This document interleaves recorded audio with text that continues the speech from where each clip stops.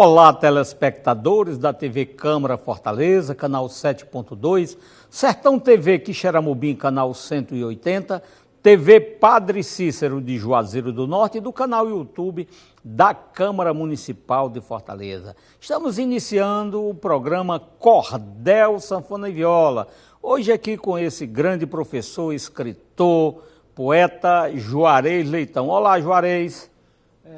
Bom dia, Paulo. Nós estamos nesse encontro, ou reencontro, porque eu já estive aqui, e estou muito à vontade para falar de poesia popular, para falar de literatura, para falar das expressões do sentimento do povo cearense.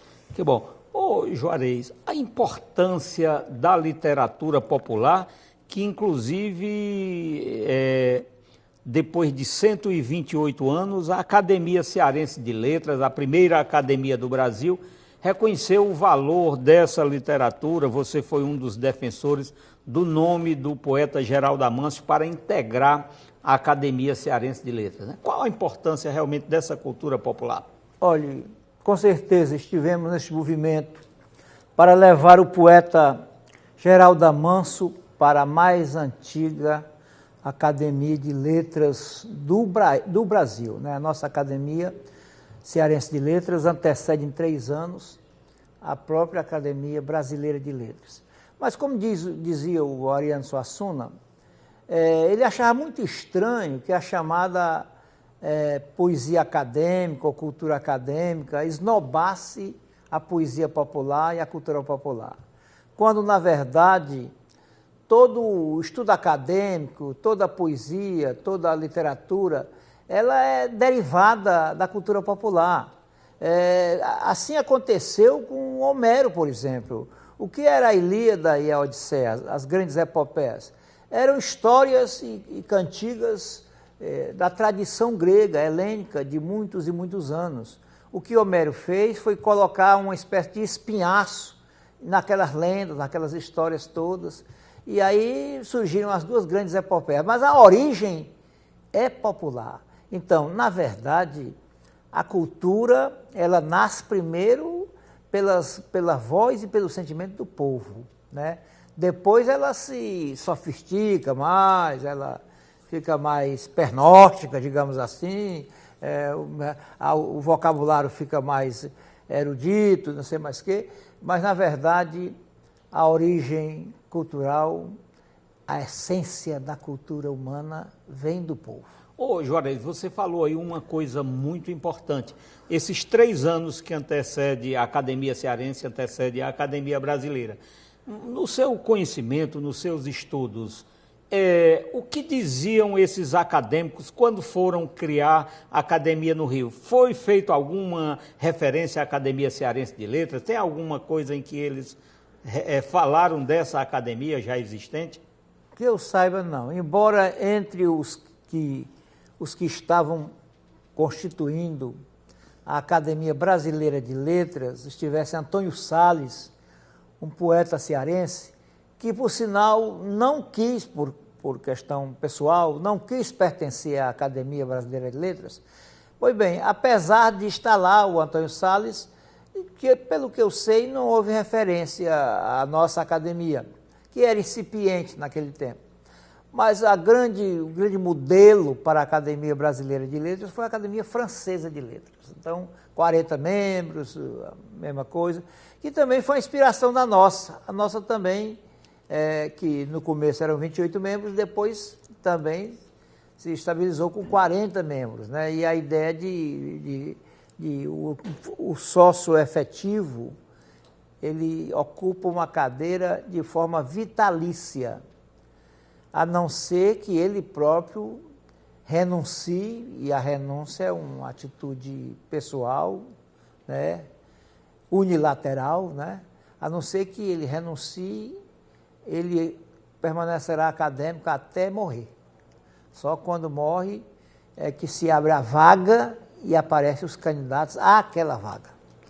Agora, com relação à padaria espiritual, ela teve influência na Academia Cearense? Ah, com certeza, com certeza. Estava lá o Antônio Salles. o grande inspirador da padaria espiritual. A padaria espiritual, ela surge em 1892, ela não demora muito, né? Ela se extingue antes do fim do século, né? Século XIX, mas ela foi uma inovação literária no país.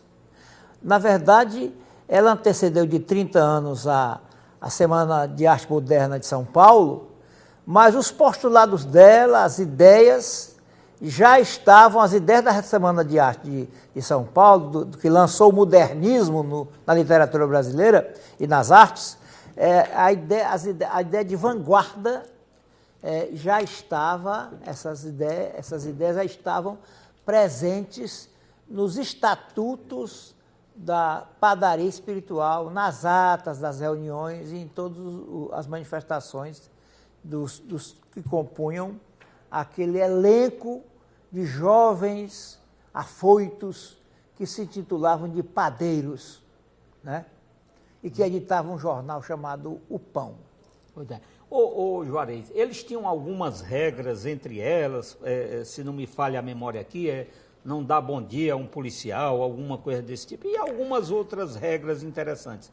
Haviam também pessoas contrárias a eles, como era que era esse embate entre a padaria e o restante da sociedade? Olha, como todo movimento vanguardista, é claro que eles tiveram que enfrentar o conservadorismo da época, não é? Então, eles estavam militando ali contra o tradicionalismo da literatura. Por exemplo, a linguagem muito europeia dos textos, né? Quando se ia descrever as florestas, então se falava em árvores que nem aqui tinham, né?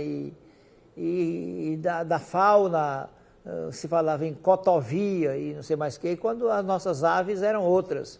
Então, eles foram inovando também nessa maneira de olhar a vida de maneira contemporânea. Eles eram ousados, não é? Então, eles na verdade, expressavam essas ideias num jornalzinho que publicavam chamado O Pão. E cada reunião da padaria espiritual eles chamavam de fornada. Quer dizer, já era original a partir do nome, né? Padaria espiritual. Pão, padeiro, fornada. Exatamente, era o pão das ideias, né? Uhum. É o alimento da alma, o alimento do espírito, né? O pão da padaria espiritual. Antônio Salles teria sido o padeiro mais importante, o membro mais importante? Com certeza, o Antônio Salles era um agregador, né?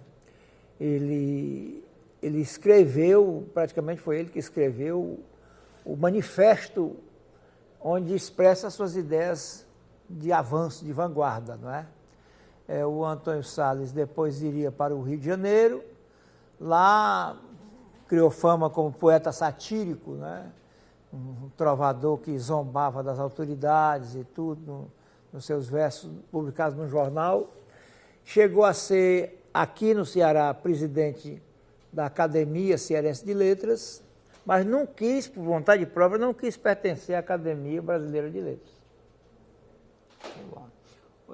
Nós estamos aqui conversando com Juarez Leitão, professor, poeta, escritor, membro da Academia Cearense de Letras. Daqui a pouquinho nós iremos mostrar aqui duas obras interessantíssimas que foram lançadas nesse último dia 17 de setembro, a antologia De Repente Cantoria, podemos mostrar aqui, daqui a pouquinho nós vamos falar sobre ela, né? Do poeta Geraldo Amâncio Pereira e Vanderlei Pereira, e um outro livro aqui muito interessante, né? Infantil. Que é O Menino que Virou Passarinho, né? Aqui do Juarez Leitão com Geraldo Amâncio, né? E aí daqui a pouquinho ele vai explicar como é esse livro, ele traz duas histórias, uma história mais... Duas versões, né? A prosa e o verso, né? Então, daqui a pouquinho nós iremos mostrar. Mas eu queria, ainda dentro desse seu conhecimento histórico, mais ou menos aí desse mesmo período final do século XIX, né? Nós temos um trabalho, inclusive, muito interessante de uma conterrânea minha, Francisca Clotilde, que partiu aqui para o lado do Aracati, era professora, e escreveu uma obra chamada A Divorciada, né? Naquela época era um tabu, né, Juarez, escrever sobre o divórcio. Com certeza. Primeiro, as mulheres publicando, né? Era uma raridade. Naquele tempo, as mulheres participarem do jornalismo, como foi o caso de Francisca Clotilde, e publicarem versos, né?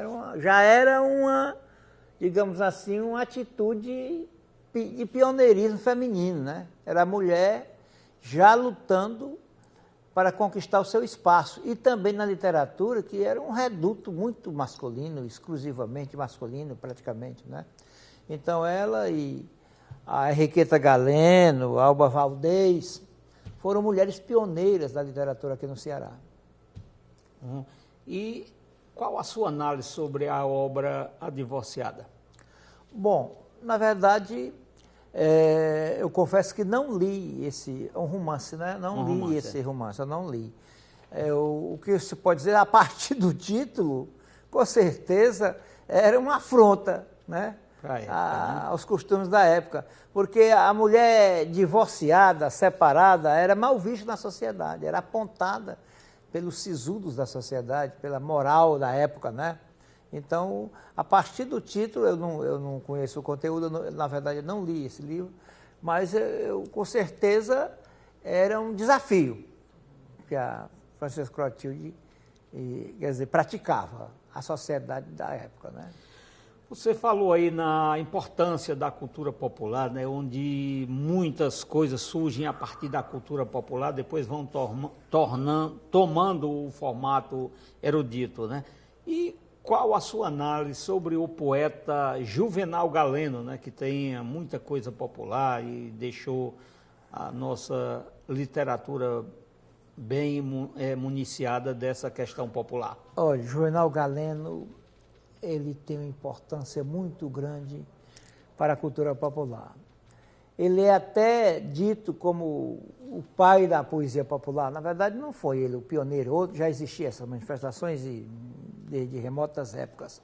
Mas foi ele que funcionou como elo na captação dos costumes, das histórias, das lendas sertanejas, populares, e teve a iniciativa de publicá-las e numa linguagem popular também, né? Uma linguagem simples.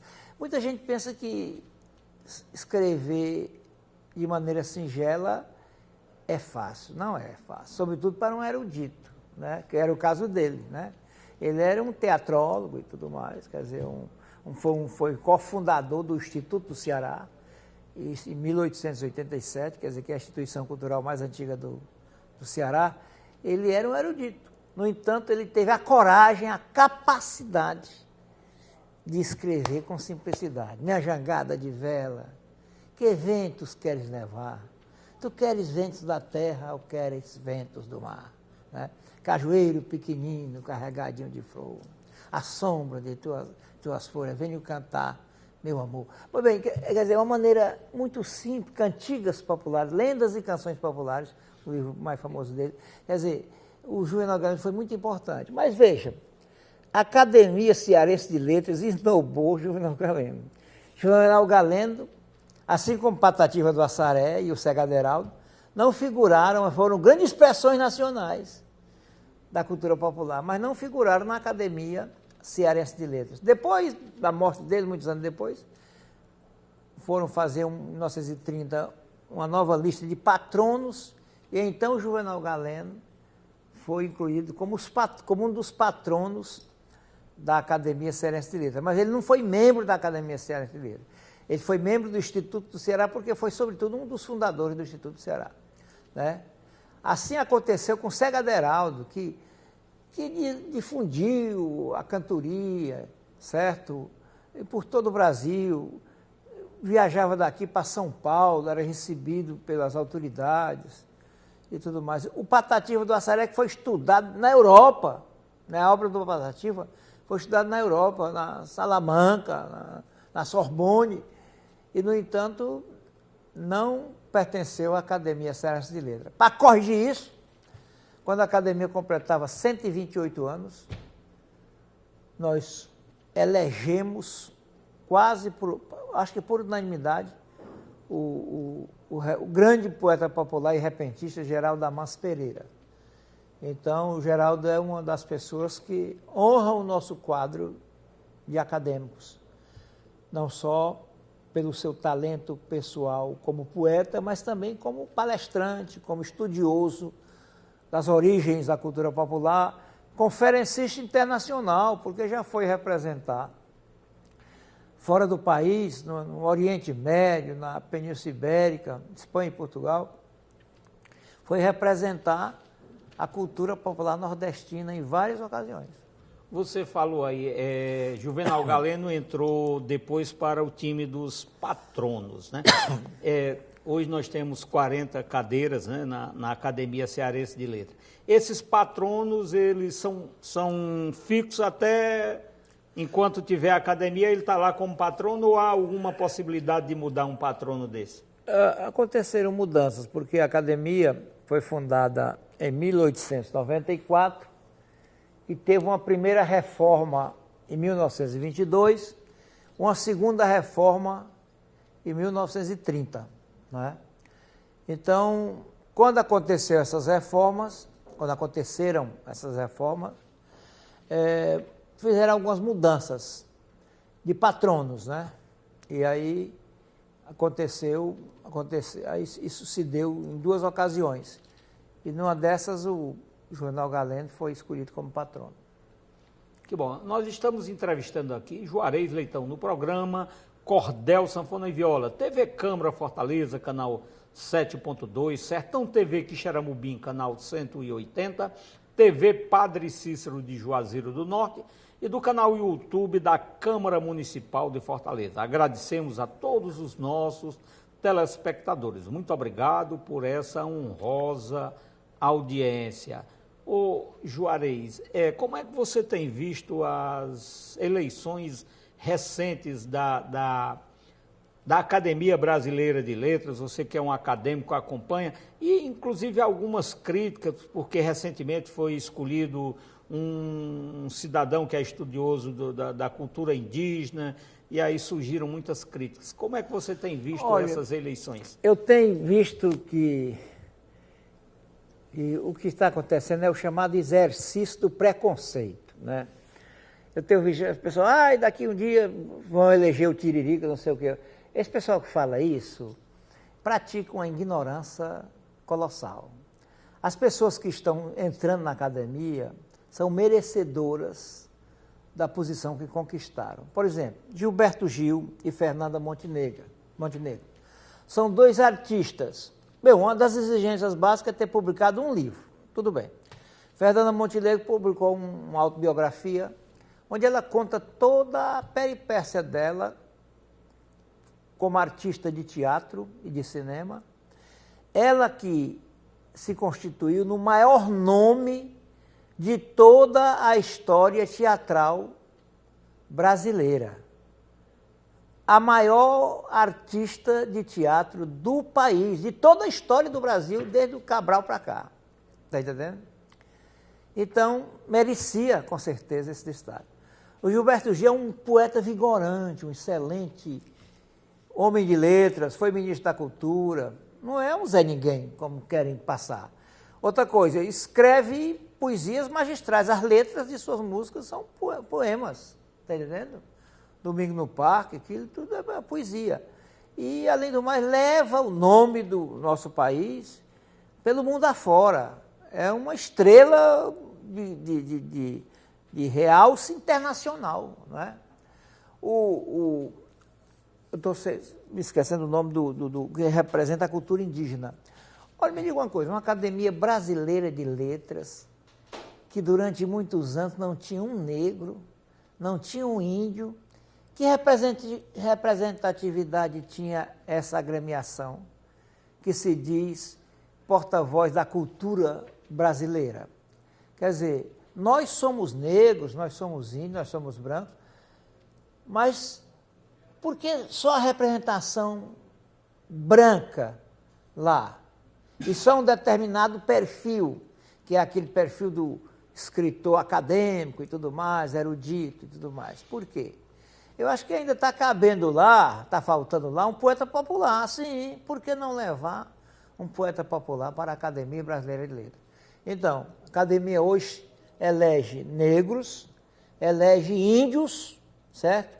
E naturalmente está corrigindo um erro, um preconceito, essa história de discriminação que é uma coisa arraigada na nossa cultura, coisa feia, desonrosa, desairosa. Né? Inclusive agora, por último, nós tivemos como eleita, né, a jornalista que fala diariamente sobre economia, mas também tem livros escritos, né, que é a Miriam Leitão, né, grande jornalista. A Miriam Leitão tem 14 livros escritos, pessoal, só porque ela teve uma militância de esquerda, foi presa, torturada e tudo mais. Daí o pessoal que é de outra ideologia critica por isso. Quer dizer, não deveria ser esse o critério. O critério não deveria ser ideológico. Lá na academia tem gente de direita, tem gente de esquerda, tem gente do centro, de todas as ideologias na academia tem. E a Miriam fez por onde? Ela é intelectual, escritora, publicou 14 livros, alguns deles premiados, né? Quer dizer, então, por que não? Só porque é jornalista e porque teve uma militância de esquerda, que é isso. E os que tiveram militância de direita também lá? Quer dizer, o critério não é ideologia, o critério é talento, capacidade, representatividade. Esse é o programa Cordel, Sanfona e Viola. Nós vamos aí para o intervalo e agora, no segundo momento, nós vamos falar desses 2 livros aqui, que estão aqui com Juarez Leitão, né? Ele está aqui também, o nosso querido Geraldo Amâncio, deveria estar aqui conosco, mas em virtude de problema de saúde não está. Mas nós vamos mostrar aqui esses livros lançados no último dia 17 de setembro e nós vamos tê-los aí para que as escolas, para que as pessoas adotem, né, e que passem a conhecer melhor a nossa cultura popular. No intervalo, daqui a pouquinho, voltaremos com Cordel, Sanfona e Viola.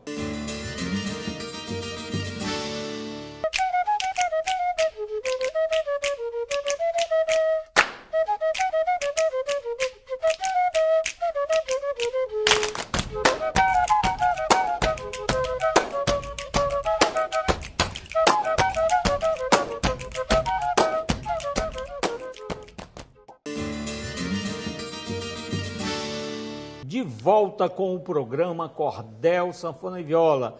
TV Câmara Fortaleza, canal 7.2, Sertão TV Quixeramobim, canal 180, TV Padre Cícero de Juazeiro do Norte e do canal YouTube da Câmara Municipal. Agradecer aos nossos telespectadores, meu querido amigo Tarcísio Jataí, aí pela Parquelândia, muito obrigado. A você, Dona Mirtes, sua mãe, muito obrigado pelo essa honrosa audiência. Dona Vera aí no Parrião, aquele abraço, muito obrigado. Alô, meu querido Zacarias Bezerra, doutora Miriam, que estão aí no País Basco, lá na Espanha. Muito obrigado também por sintonizarem a nossa programação aí via o YouTube e nós agradecemos. Muito obrigado. Alô, Gerry Damião aí na Fazenda Confiança, aquele abraço, muito obrigado. A vocês, telespectadores de toda a região metropolitana, muito obrigado. Aos telespectadores da TV Câmara, da Sertão TV Quixeramobim, no Piauí, Ceará, Rio Grande do Norte, Paraíba, Pernambuco, Alagoas, Sergipe e Bahia, muito obrigado, obrigado mesmo por essa honrosa audiência. Juarez, vamos trazer aí essa antologia que foi lançada por Geraldo Amâncio e Vanderlei Pereira, que já está na sua 3ª edição, né? Qual a importância de uma antologia dessa que resgata a história dos cantadores, e você sabe muito desses versos, dessas histórias, Pinto do Monteiro, aí tem uma gama de apanhado desse movimento dos cantadores. Qual a importância dessa antologia? Paulo, quem primeiro teve a iniciativa de lançar uma antologia de cantadores repentistas foi o Leonardo Mota, em 1921. Ele lançou o livro chamado Cantadores. né?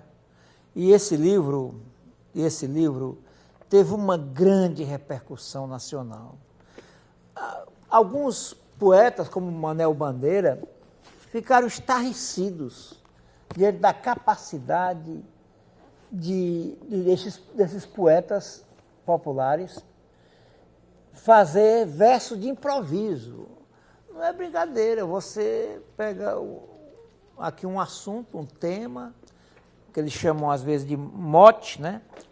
E aquele mote é dado e imediatamente depois de aqui arranhar os responsos da viola, o camarada produz versos às vezes exuberantes, perfeitos, métrica, rima, sentido, tudo. Então, ao longo da vida, da história da poesia popular, foram surgindo os diversos estilos, né? A cestilha, o quadrão, o morão voltado, o galope à beira-mar, e várias outras modalidades de cantoria. Temas como Boi na Cajarana, né? Boi na Cajarana. Quando eu ia, ela voltava. Exatamente. O que é que me falta fazer mais, que inclusive é do poeta Geraldo Amâncio. E outra coisa, a pergunta, né? As perguntas, se a gente perguntar, como o Neco Martins perguntou a Barrosa, com quem cantava em sua fazenda, vou te fazer uma pergunta que eu nunca fiz a ninguém.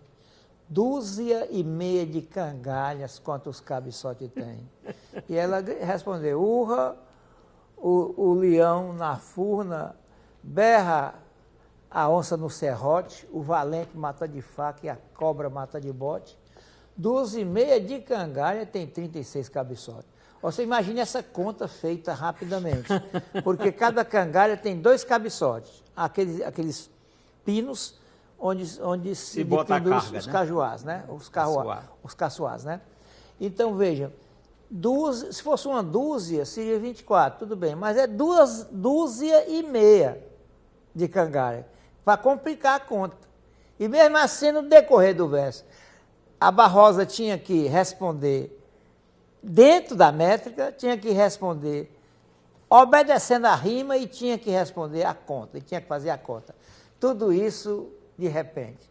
Quer dizer, esse tipo de arte raríssima e preciosa foi descoberta há muito tempo e, pela primeira vez, ela se juntou numa obra monumental que foi Os Cantadores de Leonardo Mota. Nos anos 70 do século passado, Francisco Linhares e Otacílio Batista produziram a Antologia dos Cantadores. É outra obra de alta envergadura, contando não só os diversos estilos e como eles surgiram, como enumerando, fartamente ilustrada, porque se chama inclusive Antologia Ilustrada dos Cantadores, porque tem as fotos dos cantadores, tem fotos dos encontros, dos congressos e tudo. E esse livro, o livro deles teve uma grande repercussão. A terceira antologia marcante é essa aqui. Geraldo Amâncio e o poeta Vanderlei Pereira, que infelizmente já nos deixou, eles resolveram reunir novamente, fazer uma nova coletânea dos menestréis do repente e das cantorias, e eles produziram essa obra monumental. É a terceira grande antologia sobre o tema cantadores, repentistas, violeiros e cordelistas, né? Nossa, esse livro que está na terceira edição é um livro de referência. Nós tivemos nos anos 70 também Ribamar Lopes, que escreveu aquela antologia de cordel do BNB, né? Que foi inclusive produzida pelo BNB. 2 volumes, né? Que inclusive teve uma importância muito grande, inclusive num deles lá, o Rogaciano Leite Filho, que era do Conselho Editorial do Banco do Nordeste, acho que ele era funcionário do Banco do Nordeste, foi quem escreveu lá a apresentação, que era filho do grande mestre Rogaciano Leite, né? Que você também acompanha aí, sabe da história, que foi um dos grandes menestréis, né? Com certeza. De uma importância muito grande. Porque ele foi um dos que começou como cantador, né? E chegou a professor universitário e representante, ganhou o prêmio ESSO, né? Ganhou um prêmio ESSO de reportagem, tornou-se um grande jornalista. O Rogaciano Leite, que dá nome a uma das nossas principais avenidas. Essa avenida, né? que passa aqui ao lado da Câmara, né? A Avenida Rogaciano Leite. Rogaciano Leite. Mas veja, eu me referi a 3 antologias que foram marcantes. Muitas outras coletâneas foram publicadas.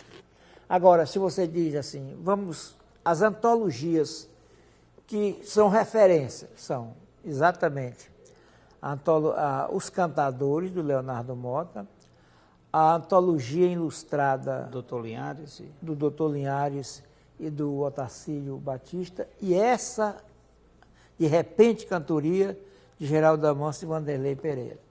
São as 3 obras clássicas de reunião, de seleção dos cantadores e violeiros do Nordeste. Pois é, a Geraldo, inclusive, estava sentindo dificuldade, porque essa antologia ela tinha uma procura muito grande nos encontros que Geraldo estava. E como ela estava esgotada, nem o próprio Geraldo tinha. Eu, inclusive, consegui o ano passado, aliás, esse ano na Bienal, uma antologia dessa lá com um vendedor e passei para o Geraldo. Inclusive, o cidadão doou a antologia para o Geraldo, porque o Geraldo tinha ficado sem o exemplar dele, né? Então, e vocês conseguiram aí resgatar, estruturar essa antologia, e ela vai estar aí no mercado para servir de referência para os pesquisadores, né? Mas nós vamos agora mostrar também aí o livro, que é um livro seu e de Geraldo, que você vai nos explicar aí a importância desse livro e como é que esse livro foi feito aí a 4 mãos. Muito bem. A literatura infantil, eu não havia até hoje praticado a literatura infantil. Eu publiquei 50 livros de ensaios, de poesia, de biografias, principalmente de biografias, mas não tinha adentrado o mundo da literatura infantil. Então, eu resolvi escrever uma historinha, né, sobre um menino que capturou um canário, aprisionou um canário, né, e que depois recebeu uma grande lição de vida através de um pesadelo que ele teve. Quando eu li a história para o poeta Geraldo Amâncio, o poeta gostou da história e disse: Jorei, me permita escrever a versão dessa história em versos. E ele escreveu a mesma história em versos, né, de 7 linhas, deixa eu ver, 1, 2, 3, de 7 linhas, e anexou ao meu texto e publicamos o livro. Então, O Menino que Virou Pássaro, de Juarez Leitão e Geraldo Amâncio, foi lançada juntamente com a antologia De Repente Cantoria. Tudo isso num pacote só. Inclusive, aí atrás vocês deixam 2 estrofes bem interessantes sobre o fechamento desse livro. Né? Vamos ver lá. Eu escrevi: as aves devem ser livres como as brisas vespertinas, alegres na natureza, sem gradis e sem cortinas, libertas e independentes, seresteiras excelentes das verdejantes campinas. E o Geraldo escreveu: Filipe se arrependeu daquele plano mesquinho, voltou-se para a escola, que é o melhor caminho.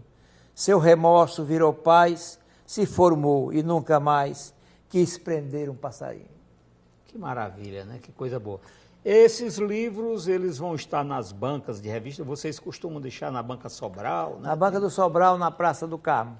Uhum. Pois é. Mas, sobretudo, também, a vasta né? distribuição, né? Nas escolas e em congressos de empresas, e em vários recantos a gente tirou em grande quantidade para que se faça presente de várias formas e maneiras, em vários espaços de interessados, jovens, maduros, pessoas de todas as idades, porque a todos a todas as idades certamente interessará esse tipo de literatura. Pois é, olha, esse livro, a gente faz questão de mostrar, é um livro ilustrado, né? A criançada gosta muito de ver essas figuras com o livro e com a ilustração. Sobe mais. Né? E com certeza nós vamos ter aí as escolas levando esse material para que ele seja trabalhado, para que ele seja colocado, né? Até aqui é a parte de prosa, né? E a partir daqui Geraldo Amâncio traz a poesia. Então, muito interessante, e a gente fica feliz porque a nossa poesia popular, os nossos jovens vão poder, os nossos alunos vão poder desfrutar de uma obra que traz a importância da nossa história, da nossa cultura popular. Você falou aí um pouco inicialmente, né, do seu interesse pela cultura popular. A gente estava conversando ali fora do ar, inclusive você fez pesquisas, né, para monografia. Na sua monografia, né? Nos fale um pouco mais sobre esse seu interesse pela cultura popular, pelo repente principalmente, né? Que eu já ouvi também você falando que criança já assistia às cantorias no interior. Bom, eu fui menino de fazenda, nasci na fazenda Barro Vermelho, nos sertões de Gradeús, fronteira ali com os Inhamuns. Hoje, naquele tempo, a nossa fazenda pertencia ao distrito de Novo Oriente, que pertencia ao município de Independência. Depois, em 1957, a vila de Novo Oriente se emancipa e o Barro Vermelho, o lugar onde eu nasci, passa a pertencer ao município de Novo Oriente. Mas eu cresci lá no Barro Vermelho e fiquei lá até os 7 anos. E só aos 7 anos comecei a conhecer a civilização. Por exemplo, só aos 7 anos eu comi o meu primeiro pedaço de pão. Só aos 7 anos eu vi a primeira casa pregada na outra. A ideia de rua eu não tinha. Mas acontece que o meu pai comprava os cordéis, que chamavam de romanços, né, lá nas feiras daquela região, e levava esses cordéis e à noitinha, pelo menos uma vez por semana, a minha mãe, depois de servir o café aos moradores que vinham sempre, acorriam à noitinha a nossa casa, a calçada lá, depois de servir o café, a minha mãe lia em voz alta os cordéis. O Pavão Misterioso, as proezas de João Grilo, a história do Pedro Malazarte, o cavalo que defecava dinheiro, a chegada de Lampião no Inferno. E eu tinha uma capacidade de memorizar muito grande. Então, um menino de 6 anos de idade, eu já sabia a história do Pavão Misterioso, que levantou voo na Grécia com um rapaz corajoso, raptando uma condensa, filho de um conde orgulhoso. Já sabia a história de João Grilo, que foi um cristão que nasceu antes do dia, criou-se sem formosura, mas tinha sabedoria, e morreu depois da hora pelas artes que fazia. E a história do Lampião chegando no inferno começou com um boato, um cabra de Lampião, por nome Pilão Deitado, que morreu numa trincheira em certo tempo passado, agora pelo sertão anda correndo visão, fazendo mal assombrado. E foi quem trouxe a notícia que viu o Lampião chegar. O inferno nesse dia faltou pouco para virar. Incendiou-se o mercado, morreu tanto cão queimado que faz pena até contar. Morreu o pai de Canguinha, a mãe de Forrobodó, 3 netos de parafuso, um cão chamado Coló. Escapuliu boca em soça em uma moleca moça, quase queimava o totó. E assim por diante. O menino decorei. Ia decorando, né? Ia decorando os cordéis e tudo mais. E aquilo ficou impregnado em mim. A minha poesia, essa poesia que depois chamam de poesia acadêmica, a minha origem é a poesia popular. Então, me fez muito bem esse tipo de iniciação, e como me fez bem a natureza, o lugar onde eu nasci, as matas, o riacho, o inverno grande, a seca, o trovão, o medo dos relâmpagos. Então, as aves, os caititus, os pebas, os preás, todas essas histórias que povoaram a minha infância me fizeram muito bem, e fizeram, sobretudo, muito bem a minha poesia. Então, quando eu fiz o curso de História, a minha monografia eu escolhi História da Cultura Popular Nordestina. E 50% daquele trabalho se referiu especificamente às cantorias. E eu passei 2 anos convivendo com os cantadores. Eu já tinha a memória antiga, as referências das cantorias. Quantas vezes eu assisti, menino, Ângelo e Apolônio, os 2 violeiros de lá, cantando na nossa casa, noite adentro, né? Pois bem, então convivi com personagens incríveis da poesia, do repente, da cantoria. Cheguei a conhecer o Pinto do Monteiro, já muito velho, que é chamado Cascavel do Repente, o homem que nunca deixou por menos quando era para inventar um improviso, para criar um improviso, né? Chegava a inventar palavras, né? Porque 2 cantadores, certa vez, queriam encalacrá-lo, puxaram um cordel, como é um morão de 3, um disse, hoje pega e arrebata este cantador ranzinza, usando uma palavra que só tem uma rima. Só existe uma rima na língua portuguesa para ranzinza, que é cinza. Cinza só tem uma rima, ranzinza. Ranzinza só tem uma rima, cinza. Como é que o velho poeta, iria fechar aquele morão de 3 se não tem uma terceira rima com inza? Então o primeiro diz, hoje eu pego e arrebato este cantador ranzinza. O outro diz, entro por dentro do mato, cuspo o braço, engulo cinza. E daí o Pinto do Monteiro disse, naquela praia formosa, eu vi uma nega fanhosa chamar a camisa. E assim resolveu o problema, criando uma rima para cinza, né? Ô, Juarez, você utiliza alguma rede social, Instagram, Facebook, o que é que você utiliza? Não, eu só Só o WhatsApp. Só o WhatsApp, né? Ok. Seu WhatsApp, inclusive, pode ficar aparecendo aí para que alguém queira algum contato, para palestra, para escrever um livro. Uma das minhas palestras preferidas é sobre, justamente, eu sou palestrante, e uma das minhas palestras é exatamente sobre a cultura popular e sobre as cantorias, esses episódios, como eu falei alguns aqui, que, sobretudo os fatos pitorescos desses encontros poéticos, né?